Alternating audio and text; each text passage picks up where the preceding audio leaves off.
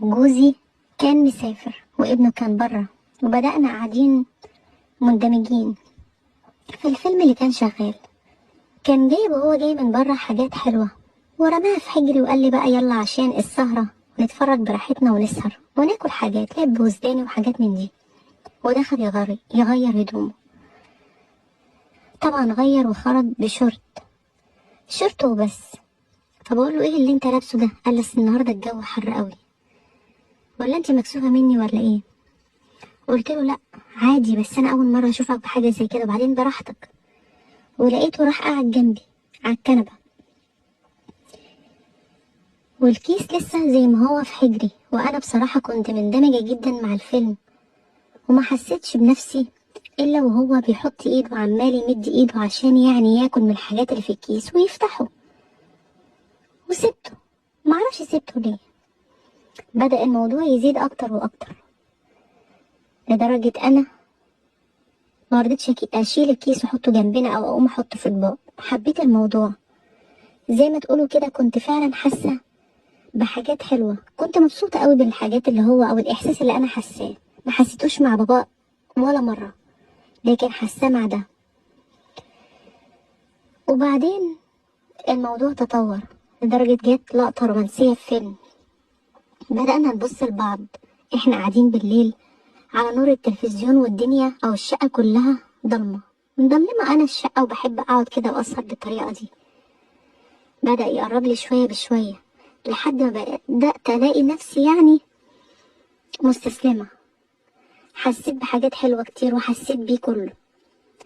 حسيت طبعا كلها حاجات خارجية، وانا كنت نايمة مستسلمة على الاخر. التلفزيون فصل مرة واحدة والدنيا بقت عتمة كحل. اتخضيت وفقت اوام لنفسي، فقت وشديته او زقيته بعيد عني.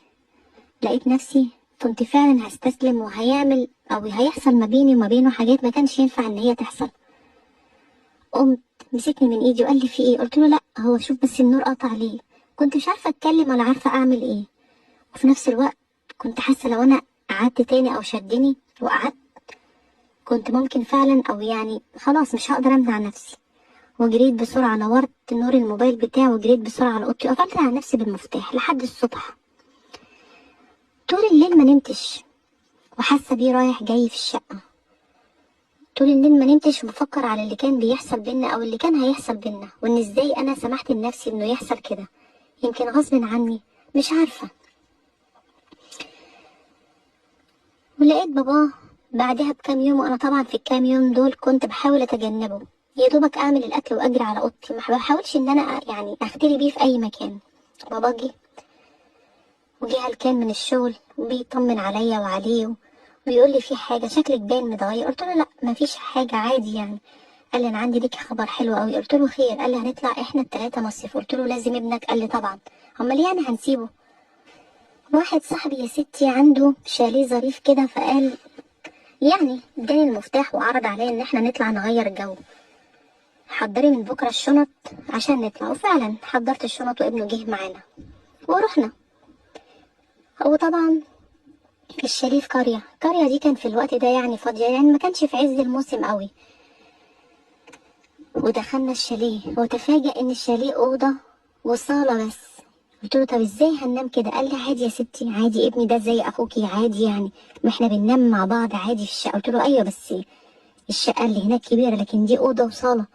قال لي يا ستي مفيش مشكلة، اهو ده مصيف والكل بينام مع بعضه. بصيت له كده باستغراب وقلت يعني هو الراجل ده ما بيغيرش عليا وماله بيخاف على ابنه ليه كده؟ وقال لي خلاص بقى انا هروح اجيب شوية اكل وانتي عبال ما تفضي الشنط وكده، وهروح اجيب شوية اكل وارجع.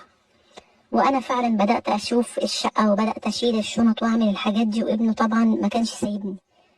وقال لي ما تزعليش مني، انا كان اسف، انا غصب عني، انا بصراحة ما قدرتش اتملك نفسي. انا بحبك، ما كنتش متخيل ابدا ان انا ما حسيتكيش ان انتي مرات ابويا. انا جوايا احساس ليكي حلو. قلت له المفروض الموضوع ده ما ينفعش، وانسى اللي حصل وانسى الاحساس ده. قال لي طب انت جايبه مايو معاكي؟ قلت له لا. قال لي على فكره انا اشتريت لك مايو من غير ما تعرفي. قلت له ازاي بقى؟ قال لي بابا وصاني ان انا انزل اجيب لك مايو مفاجاه، وراح مطلعه لقيته مايو قطعتين. قلت له بس انا ما اقدرش البس حاجه زي كده. قال لي انت عارفه بقى ابويا موصيني ان انا اجيب لك حاجه متدلعه على الاخر. وجه فعلا والده وقال له انت حرقت المفاجاه. قلت له بس انا ما اعرفش البس ده. قال لي بقول لك ايه، ما تبقيش مقفله بقى، انا بحب اشوفك بالحاجات دي، يلا البسي عشان نروح على البحر. لبسته ولبسته فوقه يعني حاجه كده ملفوفه زي يعني الكاش مايو. قال لي شيلي بقى كل ده وانزلي، انا مش هنزل معاكم، احمد ابني هيعلمك بقى العوم، هو بيعرف يعوم، انا ماليش في الحاجات دي. قلت له بس انت هتسيبني كده انا مكسوفه وانا لابسه المايو قطعتين ده ازاي كده؟ قال لي يا ست انت شايفه يعني الشط او مليان، ما احنا لوحدينا اهو، يلا بقى روح معاها وعلمها. ودخلنا انا وهو البحر، ولحد ما بدات اخش جوه اكتر حسيت ان انا مش عارفه اتصرف في الميه لان انا ما بعرفش اعوم وبخاف جدا منها. هو قال لي ما تخافيش، طول ما انت معايا ما تخافيش. بعدنا لدرجه ان هو يعني ممكن ما يشوفناش قوي، الموج كان عالي والميه كل ما تيجي تخبط تروح مقرباني منه اكتر واكتر. مع اللبس بتاع الميه والميه الاحساس اختلف اكتر من الاول. لقيت نفسي احساسي زاد اكتر من الاول، لقيت نفسي خلاص جسمي ما عادش قادر يستحمل الوضع ده. فضلت معاه فتره زي ما تقولوا كده يعني، كنت حابه الموضوع، حسيت باحساس جميل جدا وحسيت بجسم كله تحت الميه. وفقت تاني مرة قلت له لا أنا لازم أخرج دلوقتي، وفعلا سبته وخرجت وجريت على الأوضة. جوزي كان بيقول لي رايحة فين؟ قلت له لا أنا تعبت وزهقت وهروح أغير، وجريت فعلا على الشاليه ورحت عشان أغير. وجم ورايا وقال لي خلاص انتوا شكلكم تعبانين، أنا هروح أجيب الغدا عبال ما تغيروا. وسابني. جوزي ده أنا مش عارفة، ما عندوش دم، بحس إن هو فعلا ما عندوش دم، مش حاسس بيا، مش حاسس بأي حاجة. وسابني وأنا لسه ما غيرتش. وابنه طبعا معايا في الشقة، والشقة زي ما قلت لكم صغيرة جدا. ابوه خرج من هنا ولقيته شدني من ايدي وقال لي مالك؟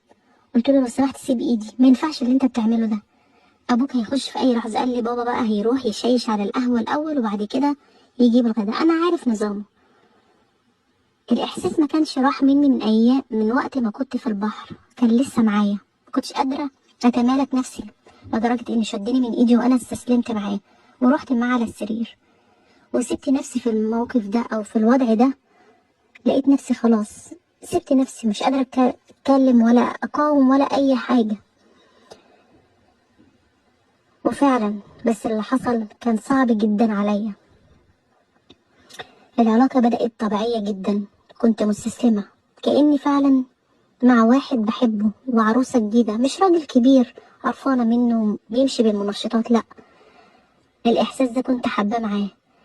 وفي لحظة في وسط الموضوع ده ملقيتوش بيتحرك، قعدت أهز فيه يمين وشمال، للأسف ما كانش بيتحرك. قمت بسرعة زي المجنونة مش عارفة أعمل إيه، لبست هدومي بسرعة غطيته ولبسته هدومه عشان أشوف أبوه فين ولا أعمل إيه. وللأسف اتصلت بأبوه، جه بسرعة جري وجاب الدكتور وهو راجع، وأنا مش عارفة أعمل إيه ولا عارفة حد هيقول أنت كنتوا بتعملوا إيه ولا كده. عملت نفسي يعني ما كانش في حاجة ولبسنا هدومنا ولبسته هدومه، وإن أنا مخضوضة إن هو حصل له كده فجأة. ولقيت الدكتور بيقول إن هو توفى، لأن طبعا أبوه كان عارف ومحدش قال لي إن هو ما كانش ينفع يمارس حاجة زي كده عشان عنده القلب. عشان كده عرفت إن هو كان خاطب وساب أو فشكل خطوبته عشان الموضوع ده، ما كانش ينفع إن هو يتجوز. لكن أبوه ما كانش معرفني أي حاجة ولا كنت أعرف أي حاجة عن صحته. فطبعا أول ما الدكتور كده أبوه بصلي